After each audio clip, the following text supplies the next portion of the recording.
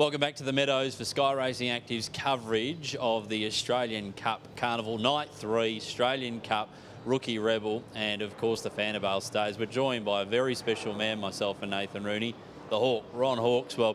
And I just wanted to start with a story of the Hawk to just bring out his true character. He's a great man and one of the gentlemen of the loam. I'll never forget, it was one of my first OBs here at the Meadows, and I just rocked up. And the Hawk goes, "Oh, g'day, Mark, and how you going?" And I didn't know where I was. And Hawk said, "Jump in, we'll get a bit closer and go to the VIP parking spot and I'll take you in." Just a sign of what a gentleman and a lovely man this bloke is. Hawk, how are you, mate? Yeah, good, thanks, Mark and Nathan. Yeah, great to be here, and yeah, fantastic night. Always one of the great races on the calendar each year. It was one of the races I really enjoyed, the Australian Cup, and it's a great rendition tonight too. And it's great that you're still around and still enjoying the greyhound racing and still on track. I saw you at Flemington a few weeks ago, or a couple of months ago as well, so you're still well and truly in the racing. Yeah, absolutely. I like to go to the races occasionally. You go with Matty Hill occasionally to the sports, and yeah, greyhounds come out here. Sometimes on a Wednesday night, I bring Eddie and Olympia out. Eddie, of course, the past chairman of Olympic Park and here at the Meadows, and yeah, I've known Eddie for many years, probably 50 years. Same story there was that Eddie's kids used to bring me up supper at Cranbourne. First meeting at Cranbourne was 31st of August 74, and Eddie's kids used to bring me up supper, and I've been a great family friend and really admire Eddie, what he did here too for the MGRA. Overall, an Olympia, lovely person, and sort of been friends with the family for so many years, and it's just nice to be able to return some of the favours and bring them out here on occasionally on the Wednesday night and on the important nights here this evening. He's been the soundtrack to many wonderful calls in our lives in racing too. It's one thing I knew growing up in Tabs. These guys were my heroes, listening to them call, and so many iconic calls. Is there any that stand out for you, Nath, of the Hawk in big feature races? I tell you what, the hardest part is when you're a form analyst and you're doing form every day. I turn on a Geelong race and expect to hear the Hawk's voice, and I don't. And it's I've gone through years of videos, and it's just always Ron calling, you know. And now you don't. It sounds very different, but he's been a wonderful caller, as he just touched on. He's called. His first Australian Cup was 1984 right through to 2022. So 1984 Tango. I can't. You can't forget that memory there. All the kids were decked out in the yellow with David Fitzgerald there with Tangan, a mighty performance. Of course, one of the great races was the Cranbourne Cup, Tangan and National Star. And Tangan, and that was a battle royale. And Tangan came out and won the Australian Cup in front of a huge crowd, which they always were, at Olympic Park. They probably packed 3 deep around the back straight, the big nights, and the roar from the crowd when those big races were on. And some of the great races. I saw Odious actually win the Melbourne Cup. I wasn't calling, but that was 76 Odious. He was one of my great favourites. But Australian Cup, it is one of the great races. It has been one of the great races over the years, and always will be too. Hawk, let's get stuck into this upcoming race. We'll get your comment of form as well. Orly Bale's the $2.25 favourite. Paul Kilter's at $3.30 from the red. Reiterate from box 5 is at $3.60, and Ren Bale from box 8 is at $7. Have you got a tip?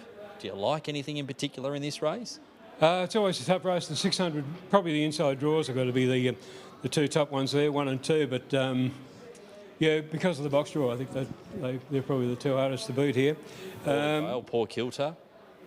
Yep, yeah, 1 and 2. I'd say they're the top 2 at the 600 start here for the next. And Nath, Grenfell Kennel and Delbridge Kennel already with winners tonight, and they've got the top 2 in betting. Who are you with? Yeah, definitely with Orly Bale, a greyhound who's been racing at free for all level and group level throughout his campaign. Now comes back to a grade 5 over 600. He maps to be the early leader. He can run 29.3, 29.4 at Sandown on the arm. He should be able to get on the lead here, and I think he could just coast along. The track seems to be rolling for front runners.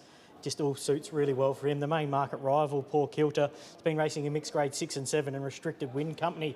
So you got one, from free for all group level, and then the second favourite's the one coming up through the ranks, only won 4 races. So I think he's just really well placed, Orly Bale.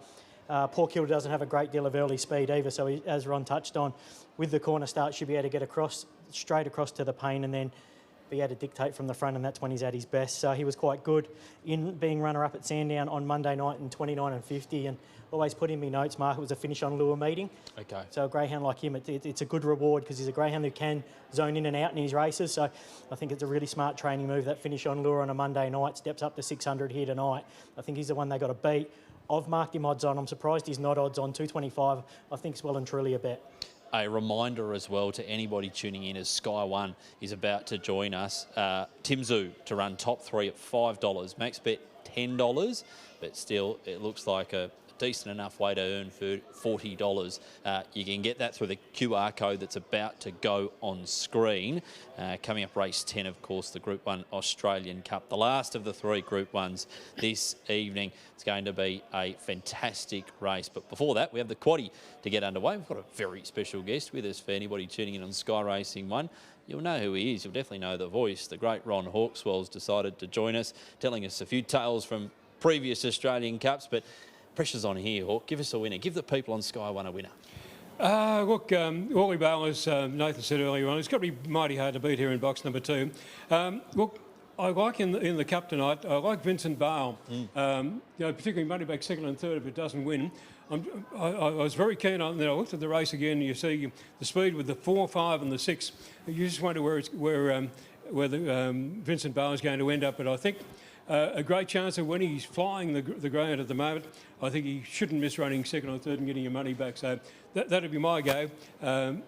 Have a crack at Vincent Bale, number 3. A light investment there. Just an interest in the big race, the Sportsbet Australian Cup final. It's going to be another ripper. Good to have you with us. Stick with us because for Sky Racing Active viewers, we'll have more of a chat. Just relive some of the old days. Nath, numbers for our Sky One viewers?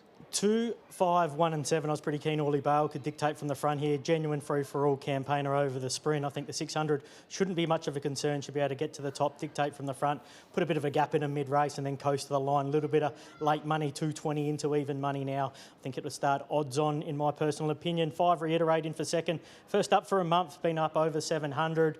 Can get on speed and certainly be doing its best work in the concluding stages. For third, number 1, Paul Kilda. Form's been very good.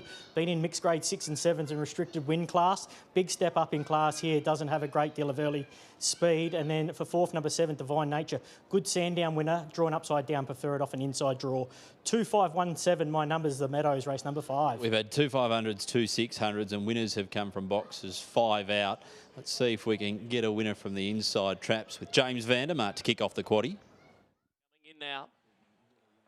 So they're loading for race 5. Not sure the 600's going to really suit him, to be honest. He's a greyhound that really suits when he can drop on them late. Orly Bale, he might get a bit of time to think about it tonight. They're set to run the green light. And they're racing. He jumped well, did Orly Bale, and he's going to go straight through and set the tempo clearly over Aston Reeves, who moves up about 2 lengths away. And Paul Kilda's got a nice clean run to third. And he's got some fast dogs to go after in front. They're clear to Wren Bale. A break to Oakland Bale and then Reiterate and Divine Nature. But it's Orly Bale tearing along down the back. 5 or 6 to Aston Reeves. And now Paul Kilda to the outside, but he's still got a lot of ground to make up. Wren Bale's whacking away, and then Oakland Bale as they turn. It's Orly Bale on tight legs. Paul Kilda is flying home. Orly Bale in front will do enough. Orly Bale won at 1.5 lengths at the end to Paul Kilda, who was thumping home at the end from Wren Bale. And then Oakland Bale, and they got away to Aston Reeves, Divine Nature. And it was one of the last to clock in with Reiterate. Favourite too quick, and the time 34. Orly Bale, too good in the 5th at the Meadows. The second favourite of the night, home at 210 and 120. Paul Kilda 140, the second favourite, and Wren Bale was in for third. Time 34.451. So a good win from out in front, but still not as quick as Paul Phelps. The Grenfells with another winner, Nath. Yeah, he just had the early sections in at 887, 2175s, red hot splits. But we know what he can run over the 500. He's done that throughout his career. He had a slow beginner in 1. He was going to get straight across to the lure and to the arm. And then from there, he was able to dictate from the front. 1270 run home. Most probably doesn't indicate a genuine 600-metre type, but that doesn't surprise me. He's going to be a front-running stayer. He'll measure up in the final, no doubt, but he'll need to lead to win. Paul Kilda stepped up in class. We touched on only a 4-time winner from 21 starts, been racing in restricted win and mixed grade 6 and 7s. Really closed off strong. I'd expect that greyhound to get 650 and beyond, so he might be one to take out of the race. That might get further as he gets more mature and more experience. Ren Bale, no surprise to see it rattling home into third. It was a 650 metre Warrnambool winner last Thursday evening, so it's got the miles in its legs, and Oakland Bale in for fourth. But yeah, full credit to Wally Bale, very well placed by the Grenfell Kennel. Used the Grade 5 series here to full advantage, being a free-for-all at both metropolitan tracks over the sprint distance. Orson Allen, the sire of Wally Bale, Corey trained as well. Yeah, he's a wonderful greyhound. Perth Cup. Yeah. Won another Group 1, was it in Queensland or was it here? There was another one anyway. I was there the night he won over in WA, and I'd like to think that I was the lucky charm for Corey, spending the first part of the evening. And then I said, mate, nick off, you've got to go put your suit on. Over there, they still make them put the suits on, which I think is a fantastic tradition, a tradition dating a long way back, and not to make you feel old at all, Ron Hawkswell, but remember it. You would have seen it all. You would have seen it all, especially for all these Australian Cups that you've called. Take us through a few of the superstars that are on this honour roll. Brett Lee sticks out. You've got Mea Sat, and then in more recent times, Dinah Double One, Fanta Bale. Brett Lee, what was he like